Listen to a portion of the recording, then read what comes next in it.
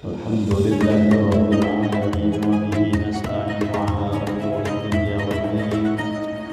Wassalatu wassalamu ala sayyidina wa maulana Muhammadin wa ala alihi wa sahbihi ajma'in. Rabbi shrah li sadri wa yassir li amri wahlul 'uqdatam min lisani yafqahu qawli. Allahumma salli wa sallim ala sayyidina wa maulana Muhammadin salatan tukhrijuna min dhulumatil wahmi wa tukrimuna bi nuril fahmi wa tudhihu lana ma ashkala hatta yufhama annaka anta ta'lamu wa la na'lamu wa innaka anta 'allamul ghuyub. Bersyukur kita ke hadrat Allah Subhanahu wa taala dengan berkat taufik dan hidayahnya sehingga kita bisa berkumpul, bermajlis, bersilaturahmi dan beriktikaf di dalam masjid ini. Mari sama-sama kita perbaharui niat iktikaf kita. Nawaitu an a'takifa fi hadzal masjid sunnatan lillahi ta'ala. Sahajaku beriktikaf di dalam masjid ini sunnat karena Allah taala. Hadirin wal hadirat rahimakumullah. Kita teruskan pengajian kitab kita Al-Mawa'idul Usburiyah. Qala al-musannif rahimahullahu ta'ala wa nafa'ana bihi wa bi'ulumihi fid dharain amin. Masih dalam cakupan hadis yang kedua. Di dalam cakupan ini terdapat sebuah cerita atau sebuah hikayat atau sebuah kisah pada masa Nabi Musa alaihi salam. Di masa itu ada seorang yang meninggal dunia, tetapi orang-orang kada mau memandiakan dan menguburkannya karena dianggap ianya adalah seorang yang fasik. Jadi seorang laki-laki meninggal dunia tapi kada dikuburkan, malah mereka melemparkannya di tempat sampah. Nah, lalu Allah Subhanahu wa ta'ala mewahyukan kepada Nabi Musa untuk memprosesi mayat tersebut karena laki-laki atau mayat itu adalah wali min auliyaillahi subhanahu wa ta'ala. Walaupun dianggap oleh masyarakat inya orang nang fasik, dianggap orang nang ahli maksiat, tapi di sisi Allah Subhanahu wa ta'ala inya adalah termasuk wali min auliyaillah, diperintahkan oleh Allah untuk memandikan, mengafani dan seterusnya. Lalu pergilah Nabi Musa ke tempat tersebut dan menanyakan kepada masyarakat setempat tentang laki-laki itu. Nah, lalu masyarakat menyebutkan bahwa laki-laki itu adalah orang yang ahli maksiat, dia adalah orang yang fasik, mayatnya telah dilempar di tempat sampah. Tapi Nabi Musa mengatakan itu adalah wali min auliyaillahi subhanahu wa ta'ala karena Allah mewahyukan kepada Nabi Musa untuk memprosesinya sesuai dengan kewajiban orang yang hidup terhadap orang yang sudah meninggal dunia. Jadi terjadi kontradiksi. Wah, paham juga kontradiksi biar ini. Artinya apa toh? Terjadi perbedaan antara masyarakat dengan Allah Subhanahu wa ta'ala. Masyarakat mengatakan ini adalah orang nang fasik, tapi Allah mengatakan ini adalah wali min auliyai, wali daripada waliku. Nah, lalu membuat Nabi Musa bingung. Ini nang mana nang bujur? Istilah kita Jepang tuh lah, mun nang bujur ya pasti Allah Ta'ala juga. Tapi kenapa secara zahir dan secara hakikat kada sama? Nah, lalu disinilah letaknya. masyarakat tuh bujur aja secara zahirnya mengatakan dia memang ahli maksiat, ia bujur. Dan Allah mengatakan bahwa ia min wali daripada walinya, karena di saat sakaratul maut disitulah dia merasa terhina sehina-hinanya. Nah, inilah cakupan hadis yang dibahas dalam pasal yang kedua, bahwa seseorang yang fajir tapi dia masih mengharapkan rahmat Allah Subhanahu wa taala, itu lebih dekat kepada Allah daripada seorang yang ahli ibadah tapi memutuskan rahmat memutuskan rahmat Allah Subhanahu wa taala. Nah, artinya seorang yang banyak berdosa tapi setelah itu adanya perasaan hina, itu lebih baik daripada seorang yang ahli ibadah tapi memutuskan perasaan rahmat Allah dari orang lain. Jadi inya memutus rahmat Allah tuh dari orang lain, itu lebih baik seorang yang fajir tersebut. Jadi membuat manusia putus asa dari mengharap rahmat Allah. Nah, itu tah. Jadi seorang yang fajir, seorang yang berbuat dosa, tapi setelah melakukannya itu ada perasaan hina, itu lebih baik daripada seorang yang ahli ibadah tapi membuat putus asa dari rahmat Allah Subhanahu wa taala. Membuat orang lain putus asa dari rahmat Allah taala itu lebih baik. Biar inya ahli maksiat, tapi imbahnya inya bertobat, inya merasa salah, inya merasa berdosa, lalu inya merasa hina, lalu inya mengharapkan ampunan Allah, mengharapkan rahmat Allah Subhanahu wa taala, maka orang seperti ini lebih dekat daripada orang yang ahli ibadah. Tapi yang ahli ibadah ini memutuskan rasa putus asa daripada mengharapkan rahmat Allah Subhanahu wa taala, membuat orang lain berputus asa dari rahmat Allah Subhanahu wa taala. Bapak ikam bertobat lagi, pacang masuk neraka juga ikam nang kayak ini perbuatan nang kayak. Nah, itu membuat orang lain putus asa, maka itu lebih baik seorang yang berbuat dosa tadi itu, tapi inya punya kesadaran, inya punya rasa hina di sisi Allah Subhanahu wa taala. Kalau dalam hikamnya Ibnu Athaillah maksiyatun aurathat dzullan waftiqara, ya kata khairun min ta'atin aurathat izzan wastikbara. Dosa atau kemaksiatan tapi setelahnya itu mendatangkan perasaan hina dan merasa berdosa, merasa fakir terhadap rahmatnya Allah Subhanahu wa ta'ala, itu lebih baik daripada ketaatan tapi setelahnya itu melahirkan rasa sombong dan rasa mulia. Itu kalau dalam hikamnya Ibnu Athaillah. Maksiyatun aurathat dzullan waftiqara khairun min ta'atin aurathat izzan wastikbara. Sebuah kemaksiatan tapi setelah melakukan kemaksiatan ini melahirkan rasa hina, rasa iftiqar kepada rahmatnya Allah Subhanahu wa ta'ala, itu lebih baik daripada sebuah ketaatan tapi setelahnya itu melahirkan kesombongan dan rasa mulia. Tuh, hati-hati kita beramal tuh.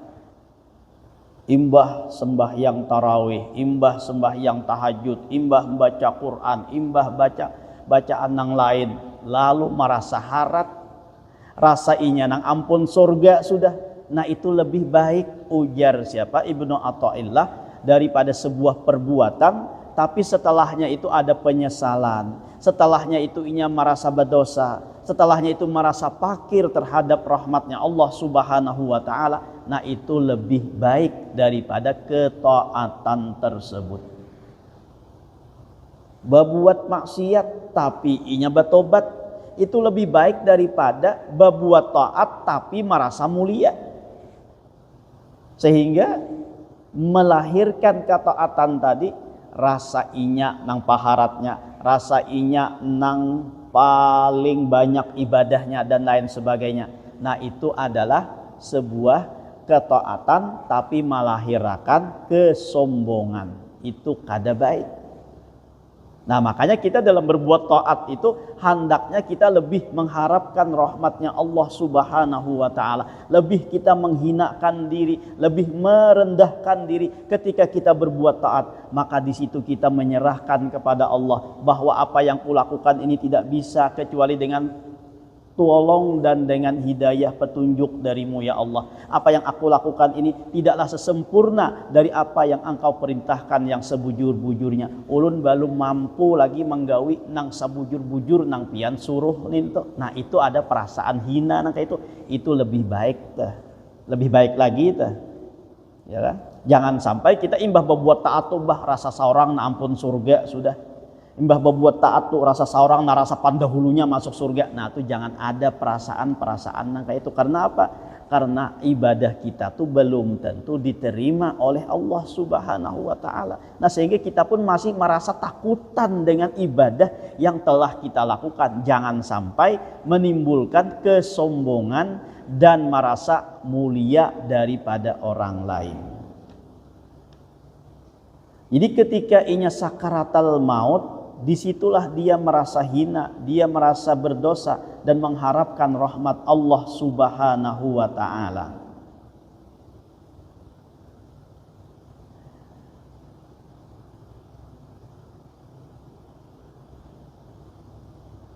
Lalu Allah mewahyukan kepada Nabi Musa, wahai Musa, memang benar dengan apa yang telah mereka ceritakan tentang perbuatan buruknya.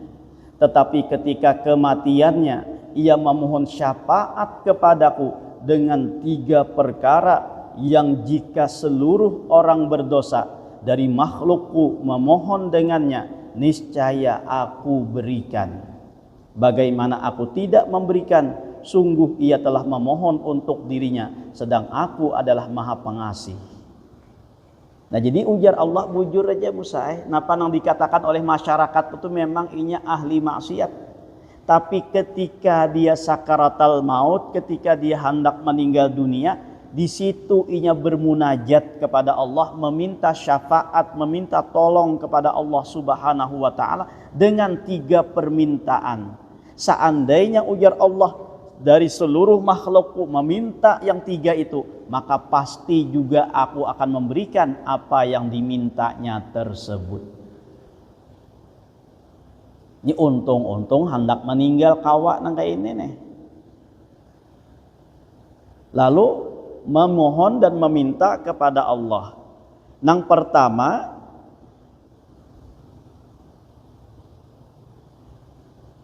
lalu ujar Nabi Musa, apa yang 3 itu ya Allah? Allah berfirman, pertama ketika ajalnya menjelang, ia berkata, wahai Tuhanku, sungguh engkau mengetahui tentang aku, sungguh aku telah melakukan berbagai maksiat, padahal di dalam hatiku aku membenci maksiat.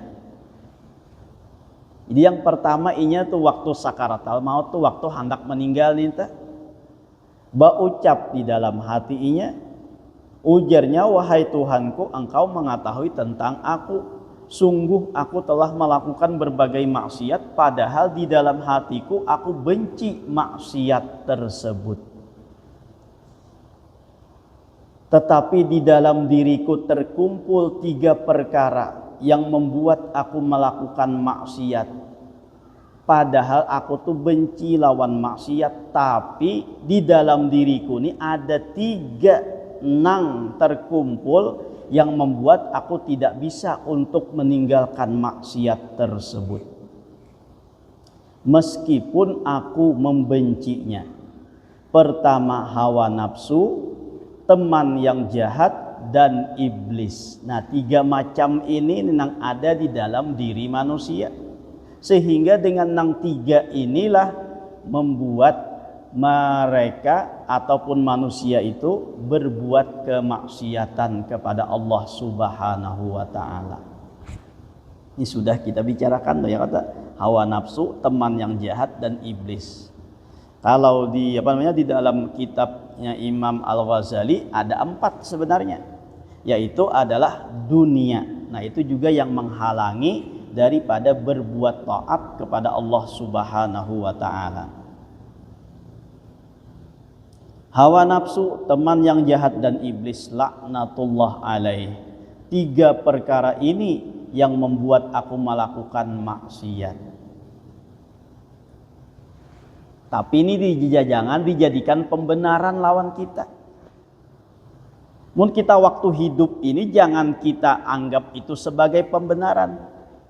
Tuinya hendak mati memang berkata nangka itu memang pantas berkata nangka itu hendak mati sudah. Mungkin kita waktu hidup ini berkata nangka itu aku benci kamu tapi ada kata kau aku berbuat taat. Nah itu narannya apa narannya itu sebagai pembenaran narannya. Jangan sampai kita jadikan alasan ini untuk kada berbuat taat dan malah kita berbuat maksiat kepada Allah.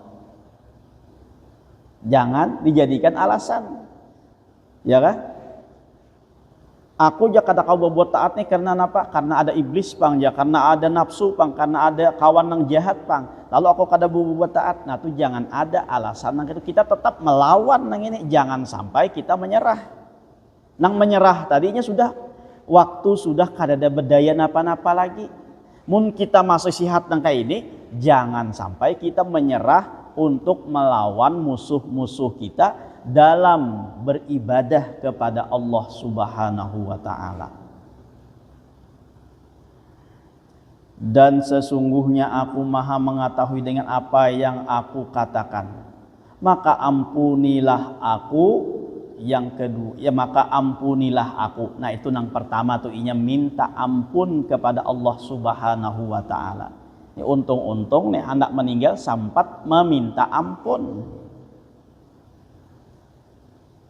Lalu yang kedua pulang tuh ia berkata, wahai Tuhanku, sesungguhnya Engkau mengetahui bahwa aku melakukan maksiat karena aku bersama orang-orang yang fasik, tetapi aku menyukai berteman dengan orang-orang soleh. Jadi yang kedua pulang inya berucap, jadi aku melakukan maksiat ini aku tak kawan lawan orang-orang nang fasik. Walaupun tuh aku pulang menyukai berteman dengan orang-orang soleh. Jadi kenapa jadi inya berbuat maksiat? Kenapa inya kada kawa meninggalkan ketaatan tadi? Yang pertama tadi ada 3 macam nintu nang menghalanginya. Imbah tuh pulang kenapa pulang inya jadi berbuat maksiat nintu? Karena inya bakawan orang-orang nang fasik, padahal dalam hati inya suka lawan orang-orang soleh dan menyukai kezuhudan mereka, dan duduk bersama mereka lebih aku sukai daripada duduk bersama-sama orang fasik. Nang kedua ulang tuh, kenapa Allah maampuni? Karena inya cinta lawan orang-orang soleh. Di hatinya tuh ada rasa cinta lawan orang soleh, walaupun pada faktanya inya bakawan lawan orang-orang fasik. Nah, jadi kita hendaknya mencari kawan-kawan yang bagus, yang bisa memberikan syafaat lawan kita, yang bisa membimbing kita untuk mendapatkan ampunan dari Allah Subhanahu wa taala. Kawan-kawan yang bagus. Apalagi bibinian nang balum balaki itu hendaknya cari laki nang bagus-bagus, nang soleh-soleh. Walaupun tuh misalnya seorang kada solehah, tapi paling kada cari laki nang solehah. Bakawan aja kita disuruh untuk mencari kawan nang baik, apalagi mun kawan sehidup semati jurang tuh. Nah, cari nang paling bagus, akhlaknya paling soleh orangnya. Atau hendak mencari minantu kayak itu juga tuh. Nah cari nang soleh-soleh, jangan melihat jujuran. Ini kadang tuh kita mencari minantu tuh melihat jujuran, bila larang jujuran, nah tarima, bila murah jujuran kada tarima, kada memandang orangnya baik kada kah. Itu jangan nah kayak itu. Jadi walaupun tuh di luar inya bakawan lawan orang-orang fasik, tapi dalam hatinya inya cinta lawan orang-orang soleh, lawan orang-orang nang baik, maka Allah pun maampuni dosa-dosanya.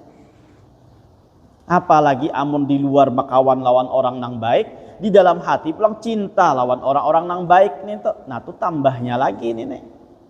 Ini kan di luarnya inya tuh bakawan lawan orang nang kada baik, tapi dalam hati sanubarinya, dalam hati kecilnya inya menyukai dan mencintai lawan orang-orang nang soleh tadi.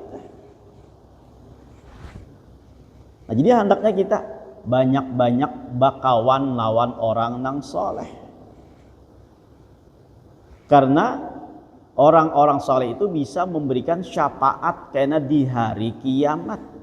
Jangan sampai kita bakawan lawan orang-orang nang kada baik. Kulupina karena juga di negeri akhirat inya menjerumuskan kita dan menarik kita ke dalam neraka. Naudzubillah. Kawan tuh jualan semalam sudah mempengaruhi itu ya lah. Kawan tuh mempengaruhi. Sehingga bila kita bakawan lawan orang baik, jadi baik insya Allah. Tapi bila bakawan lawan yang kada baik, maka akan menjadi kada baik juga. Nah jadi perlu tuh mencari kawan nang soleh, nang baik. Apalagi nang pacang sahidup samati. Nah tuh perlu dicari nang inta. Nang lalakiannya mencari nang soleha, nang bibiniannya mencari nang soleh juga tah.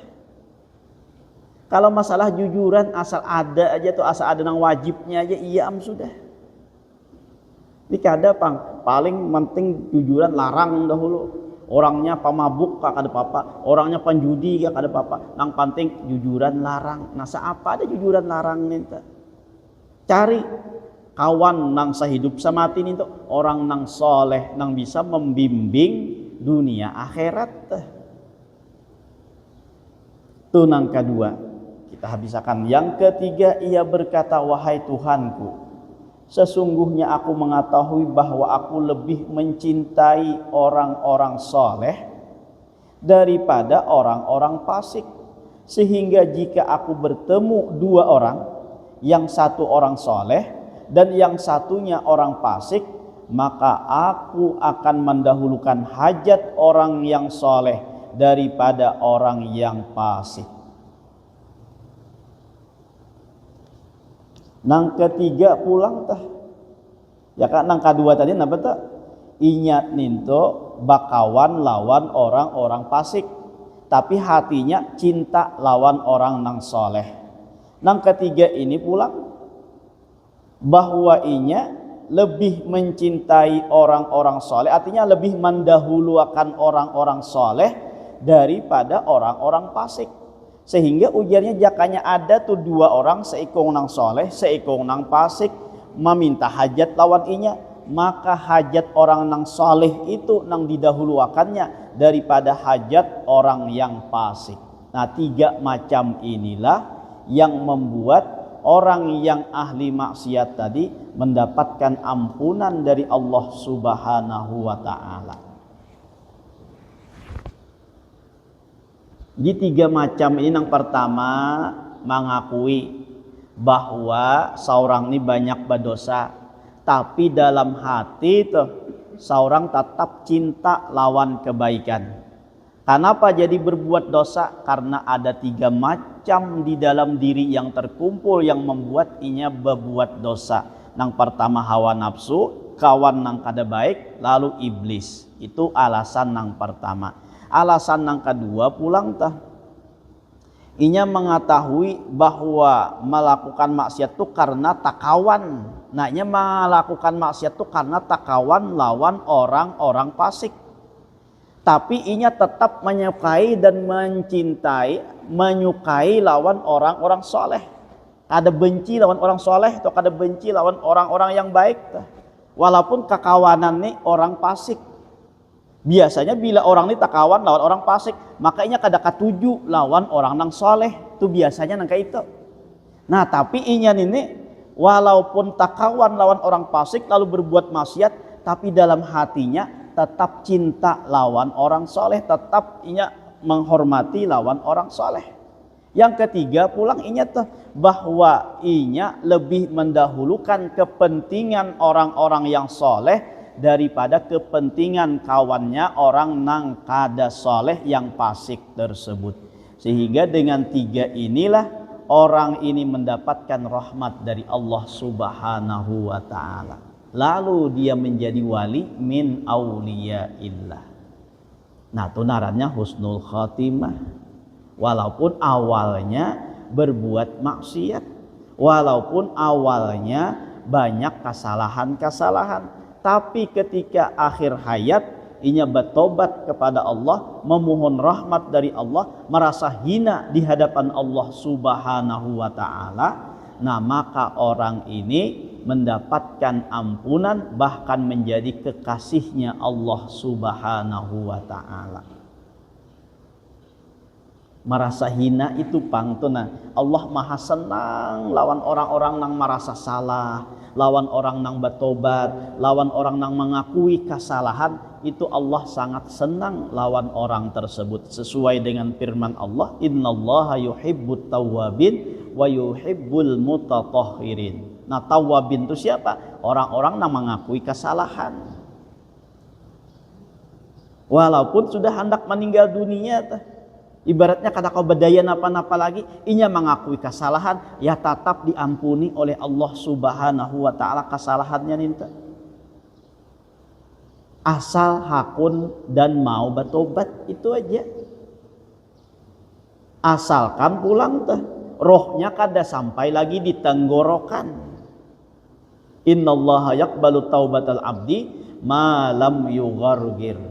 Allah akan menerima taubatnya seorang hamba selama rohnya tidak sampai di tenggorokan. Ini maha kasihnya Allah Ta'ala. Apalagi mun kita berbuat taat lawan Allah Ta'ala, apalagi kita tunduk dengan perintah Allah Ta'ala dan merakui masih banyak baisi kesalahan. Nah itu Allah maha senang dengan hamba-hamba seperti ini. Merasa banyak berdosa, merasa banyak berisi salah, masih belum sempurna lagi nang apa nang digawi dari perintah-perintah Allah ninta belum sempurna lagi. Nah lalu merasa banyak berisi salah, perasaan-perasaan nang kayak itu Allah sangat senang kepada hambanya tersebut. Daripada berbuat taat, daripada berbuat kebaikan, tapi malah hirakan tadi tuh perbuat sifat sombong, sifat merasa harap, sifat merasa di atas pada orang lain. Nah tuh jangan ada sifat nangka itu. Makanya di dalam kita berbuat ibadah, hendaknya tuh kita merenung, kita menyerahkan lawan Allah Subhanahu wa ta'ala, merasa ibadah nang kita gawi itu belum sempurna sesempurna apa nang diperintahkan oleh Allah Subhanahu wa ta'ala. Itu hendaknya nang kayak itu tuh. Makanya dalam sembahyang kita imbang assalamualaikum warahmatullah, assalamualaikum warahmatullah, astagfirullahaladzim, astagfirullahaladzim, astagfirullahaladzim. Dalam berbuat taat, semua ketaatan untuk kebaikan kita mengucap astagfirullahaladzim, astagfirullahaladzim. Bukan hanya sekadar istighfar di mulut tuh, tapi dalam hati juga kita iringi bahwa napa nang kita gawi ini kada kawa kita melaksanakan, kada ditolong oleh Allah Subhanahu wa ta'ala. Nang apa nang kita gawi ini belum sempurna sesempurnanya, sehingga masih banyak kekurangannya, dan khawatir kalau nang digawi ini kada bujur dan salah dan lain sebagainya. Lalu di situ timbul perasaan apa tuh, merasa kada sempurna, merasa hina. Nah itu yang sangat disenangi oleh Allah Subhanahu wa ta'ala. Nah, jadi seorang laki-laki ini untung tuh. Napa jadi untung? Di akhir hayatnya masih sempat bertobat kepada Allah, walaupun di awalnya banyak berbuat maksiat. Nang dihitung itu di akhir ini nah ini yang kita khawatirkan itu, nang dihitung tuh di akhir. Bila akhirnya baik, walaupun awalnya kada baik, maka insya Allah akan menjadi baik. tapi kalau di awalnya baik, di akhirnya ditutup dengan tidak baik, maka menjadi kada baik semuanya. Bila di awalnya maksiat, tapi di akhirnya nang kayak ini nah, Allah maampuni, bahkan dianggap jadi wali min auliyaillah subhanahu wa ta'ala, adalah pahnya beribadah. Nah, tapi walaupun ini di awal baik, tapi di akhirnya kada baik, nah maka na'udzubillah, apalagi di akhir itu mensyarikatkan Allah, maka selama-lamanya masuk dalam neraka. Jadi kita nih kada kawa dahulu bergembira, bersenang hati, merasa ampun seorang surga itu dan sebagainya. Jangan dahulu. Kenapa? Karena kita kada tahu lagi di akhir hayat tuh bujuran kita tuh husnul khotimah kah atau sebaliknya kah? Na'udzubillah, pamun sebaliknya tah. Walaupun di awalnya kita Islam, walaupun di awalnya berbuat taat, tapi mun di akhirnya dalam keadaan su'ul khotimah, na'udzubillah. Ini perbuatan baik. Akhirnya tuh ada juga cerita di dalam kitab di dalam kitab syarah Arba'in Nawawi, di dalam kitab Jauharul Lu'lu'iyah. Nah, itu kitab syarah daripada Arba'in Nawawi. Itu sebaliknya kisahnya tuh, matinya dalam keadaan su'ul khotimah. Diriwayatkan di sana ada 2 orang satkung laki-laki seikung bibinian. Dua orang ini seikung laki binian nih, mereka berdua nih saling jatuh cinta. Kisahnya tah saling jatuh cinta. Tapi keduanya ini kada direstui karena yang laki-lakinya muslim, yang perempuannya itu non muslim. Lalakiannya Islam, bibiniannya kada Islam. Sehingga masing-masing keluarga kada memberikan restu karena berbeda keyakinannya, sehingga kada direstui. Padahal toh sama-sama cinta sudah, sama-sama. Nah, panalnya orang ini tuh ya jatuh cinta tuh, sudah saling mencintai tuh, kuatnya cinta tersebut karena terhalang. Sampai si bibinian ini kada nyaman makan, kada nyaman guring, kada nyaman minum dan sebagainya. Nang dipikirakannya laki-laki kekasihnya tersebut. Jadi kita dapat tuh karindangan ya. Nah, karindangan tah. Kada hendak makan, kada, akhirnya lawas kalawasan, maka si perempuan ini pun garing, sakit. Sampai sakit itu pun kada hendak makan, kada hendak minum. Nang diingatnya siapa? Laki-laki tersebut nang dicintainya tadi.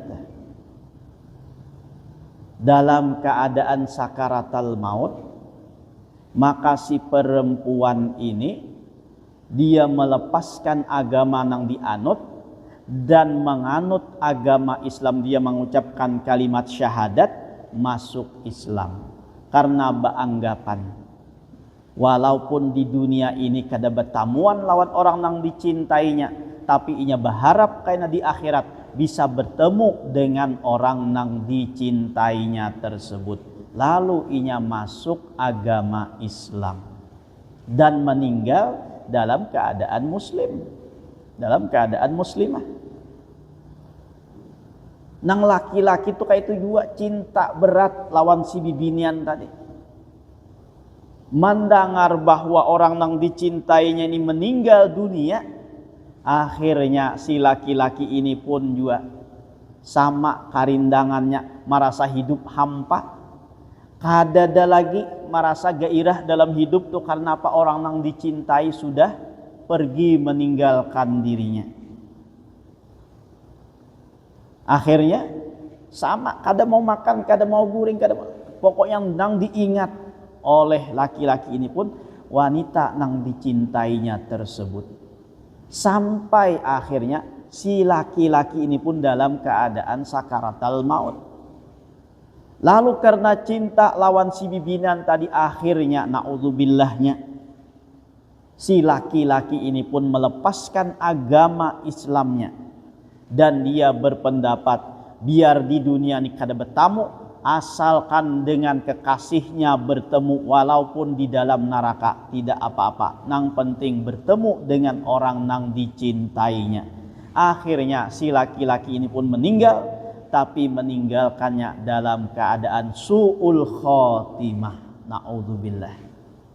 Nah, ini kita tahu kita lagi teh.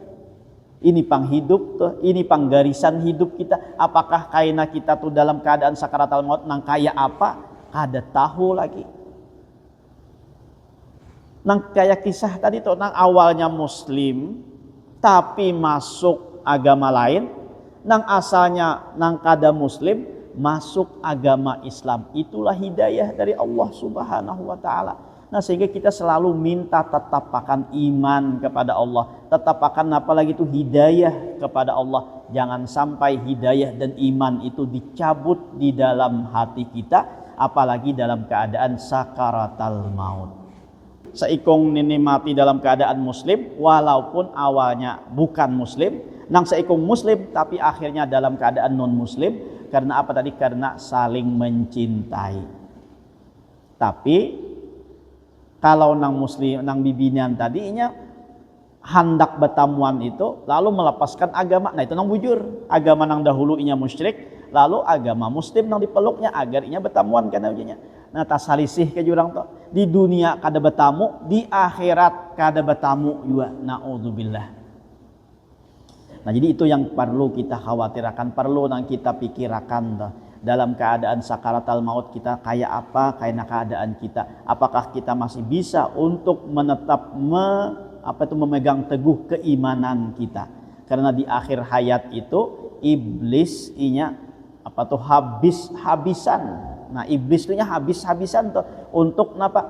Untuk menggoda kita. Karena di situ nilai jerih payahnya iblis itu di situ, karena juga dapat nilai. Bila su'ul khotimah, iblis berhasil. Bila inya dalam keadaan husnul khotimah, maka iblis dalam keadaan gagal. Nah, di dalam sakaratul maut itulah iblis habis-habisan inya menggoda manusia agar melepaskan keimanan kepada Allah Subhanahu wa taala. Nah, mudah-mudahan kita ditetapkan keimanan oleh Allah, selalu kita diberikan petunjuk dan hidayah oleh Allah sehingga kita bisa berbuat ketaatan sampai akhir hayat kita. Amin ya rabbal alamin. Ini aja yang dapat ulun sampaikan. Mudah-mudahan dengan berkat kita berkumpul diampunkan segala dosa kita, dosa kedua orang tua kita, dosa guru-guru kita, dan dosa kaum muslimin wal muslimat. Mudah-mudahan kita dipanjangkan umur, disihatkan badan, dilapangkan dari segala urusan, dikabulkan dari segala hajat dan permohonan. Semoga kita dimatikan dalam keadaan iman wal Islam, masuk surga bersama Rasulullah sallallahu alaihi wasallam. Amin ya rabbal alamin.